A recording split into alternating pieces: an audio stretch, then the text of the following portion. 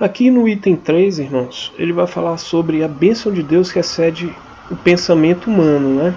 Quando nós falamos sobre essa bênção de Deus que excede o pensamento humano, nós não estamos falando simplesmente dos nossos desejos ou daquilo que nós pedimos a Deus, né? Nós estamos falando do agir de Deus relativo àquilo que já vem falado no texto, né? Ou seja, é um Deus que ele age muito além daquilo que nós podemos compreender. O amor de Deus ele é superior àquilo que nós podemos compreender, como já foi falado, né? Nós experimentamos, o que nós podemos entender é aquilo que nós experimentamos do amor de Deus. E a bênção de Deus, ela excede todo o entendimento, e isso faz parte da oração de Paulo, né? Ele está orando aquele que pode fazer muito mais do que além do que aquilo que nós pedimos ou pensamos. Ele é um Deus maravilhoso que pode fazer qualquer coisa. Amém? Então nós podemos sim pedir a Ele. Mas a obra dele está muito além do que aquilo que nós pedimos ou pensamos, né? E ele fala bem assim, né? No fim, que é mais uma parte da doxologia, né?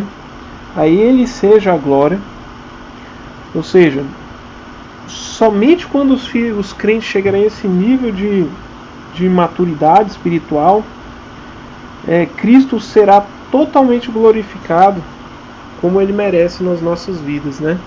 E Paulo ele está mostrando, né? Ele termina com essa doxologia: a Ele seja glória para todo sempre. Amém, né? É o final do texto.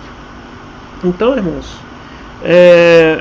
a bênção de Deus, nós devemos para alcançá-la, para ter um entendimento dessa bênção, do amor de Deus, da infinitude que é o próprio Deus, nós devemos buscar a Deus de coração, nós devemos nos esforçar sim. Nós não nos esforçamos para obter a salvação, mas nós somos como guerreiros que estamos lutando, que nós batalhamos em oração para participarmos, para podermos experimentar desse poder de Deus, da grandiosidade de Deus. Dessa forma nós vamos ter um entendimento de quem é o próprio Deus. Entenderam, irmãos? E como eu tinha falado antes, né, o capítulo 4 vai ser estudado logo em seguida. Versículo 2 ele fala bem assim: 1 e 2: rogo-vos, pois eu, prisioneiro do Senhor, que andeis de modo digno da vocação a que fostes chamados, né? Então, irmãos, olha só, ele está pedindo a Deus, primeiramente, para que nós sejamos levados a esse nível espiritual do qual nós já falamos, né? Para que nós possamos experimentar esse poder de Deus, viver como pessoas que têm uma intimidade com o Senhor, né? E ele fala: com toda a humildade e mansidão, com longanimidade, suportando-vos uns aos outros em amor. Então, irmãos, o foco todo dessa lição é mostrar que nós, como cristãos, devemos viver em amor, no amor de Deus.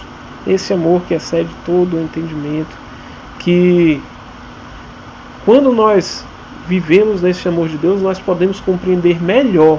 Se nós formos ler antes aqui, ele vai dar o objetivo de tudo isso. No versículo 19 ele fala, né?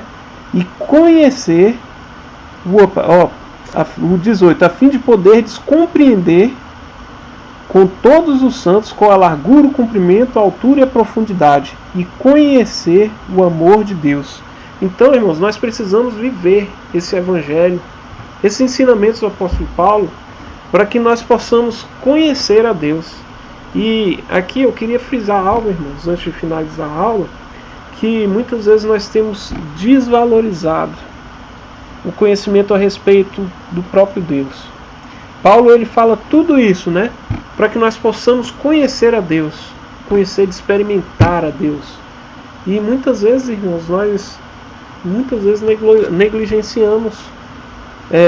Quantas vezes nós temos ouvido falar sobre os atributos de Deus, sobre a santidade, sobre o amor de Deus, sobre a justiça de Deus, a justificação, né, que é a obra de Deus, que fala da justiça de Deus, né? Sobre a imanência de Deus, né? Sobre a soberania de Deus. Tudo isso é falar sobre Deus. Então, Paulo mostra com esse texto que quanto mais nós conhecemos a Deus, mais nós poderemos nos tornar participantes, né? E provar verdadeiramente quem Deus é e aquilo que Ele é. Então, irmãos, que nós possamos valorizar o conhecimento e a obra do Senhor. Amém. Glória a Deus, que Deus abençoe a todos. Amém.